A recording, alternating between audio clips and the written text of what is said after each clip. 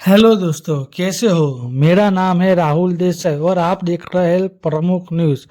हम आज बात करने वाले टिकटॉक पे। टिकटॉक यानी हम देख सकते हैं कि भारत में प्रतिबंध हो गया है, तो इसके बारे में हम बात करने वाले हैं। बहुत ही बड़ी खबर है तो टिकटॉक के बारे में और टिकटॉक के लवर के बारे में। तो चलिए आज हम बात करते हैं टिकटॉक पर। क्या प्रतिबंध हट सकता है कि नहीं हट सकता है? क्योंकि अमेरिका ने भी टिकटॉक पे प्रतिबंध लगाया भी नहीं है या लगाया है, पता नहीं क्या है। लेकिन भारत देश में क्या टिकटॉक पर प्रतिबंध हट सकता है या नहीं हट सकता? तो चलिए आज के वीडियो में हम देखते हैं, टिकटॉक पर बात करते हैं कि अब क्या भारत में प्रतिबंध हट सकता है या नहीं हट सकता। तो चलिए आज का वीडियो शुरू करते हैं। भारत का में टिकटॉक प्रतिबंध हटने की कोई संभावना है या नहीं? भारत में टिकटॉक के 200 मिलियन के यूजर थे। भारत ने एक साथ 58 चीनी ऐप्स प्रतिबंध लगाया था, इनमें से टिकटॉक भी शामिल है। जब अमेरिका ने टिकटॉक ऐप पर प्रतिबंध लगाया तो उसके यूजर चिंतित हो गए। स्वाभाविक था, उसके यूजर की उम्मीद थी कि 20 तारीख को जब शपथ लेंगे डोनाल्ड ट्रंप, तो टिकटॉक लॉन्च करने का आदेश का एक पर हस्ताक्षर करेंगे। हालांकि जब ट्रंप ने शपथ ग्रहण से पहले ही टिकटॉक को पुनः सक्रिय करने का निर्णय लिया गया था, तब लाखों धन्यवाद ट्रंप संदेश प्रसारित हो रहे थे।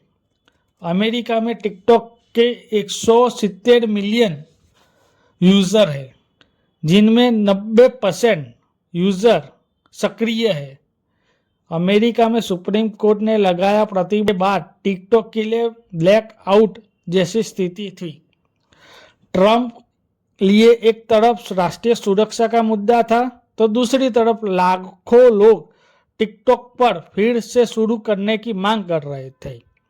लेकिन टिकटॉक पर प्रतिबंध मांग डोनाल्ड ट्रंप की पार्टी ने की थी, इसलिए उनके लिए सुपारी वाली स्थिति है। यानी आगे पानी पीछे कुआं, दोनों तरफ।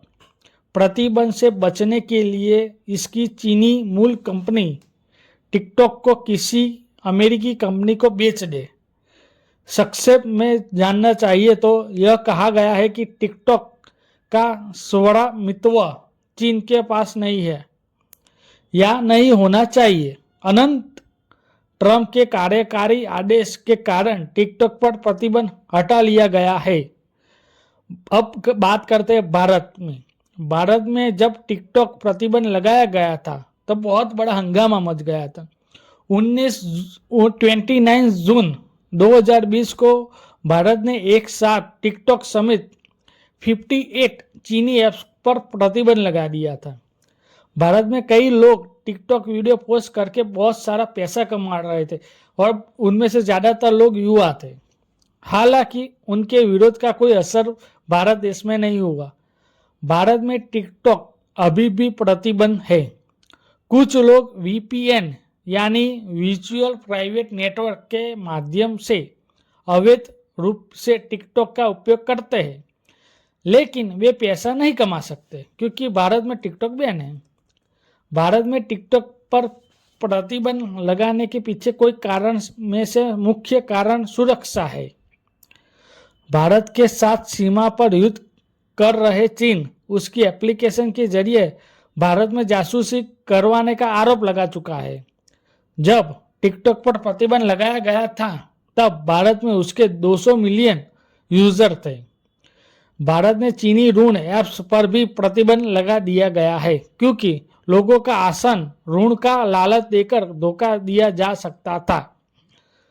भारत द्वारा टिकटॉक पर प्रतिबंध लगाने के बाद कोई अन्य देशों में भी इसका अनुसरण किया।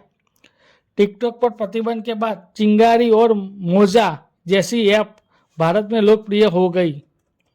ऐसा लगता है कि भारत में टिकटॉक का पुनः सक्रिय किए जाने की कोई संभावना नहीं है, क्योंकि भारत में इसे सक्षम न करने का कोई कारण है। सितंबर 2016 में लॉन्च हुआ टिकटॉक लाखों लोगों की पसंद बन चुका था, लेकिन इसी संदेह की दृष्टि से देखा गया कि क्योंकि इसका स्वामित्व एक चीन कंपनी के पास था। टिकटॉक का प्रभाव काफ़ी बढ़ गया था। इस पर वीडियो पोस्ट करने के वालों को प्रति 1000 यूज़र पर 0.02 से 0.04 डॉलर मिलता था। कई चीनी ऐप दूसरे देशों में असफलता हो गई, लेकिन चैट और टिकटॉक ऐप सफल रही, वो पूरी दुनिया में सफल रही। 2008 में टिकटॉक म्यूजिक नामक की कंपनी ने $1 बिलियन में खरीद लिया था। परिणाम स्वरूप इस कंपनी में 200 मिलियन यूजर टिकटॉक के साथ मिल गए। इन कदमों के बाद टिकटॉक की प्रगति बहुत ही तेजी से बढ़ गई। 2016 में लॉन्च किए गए टिकटॉक ऐप को 2020 तक 850 मिलियन लोगों ने डाउनलोड किया था। 2024 अंत तक टिकटॉक 1.8 बिलियन यूजर हो गए थे। 2008 में टिकटॉक का वार्षिक राजस्व स्वरूप $0.15 बिलियन था, जबकि 2023 के अंत तक यह $16.1 बिलियन तक पहुंच गया था।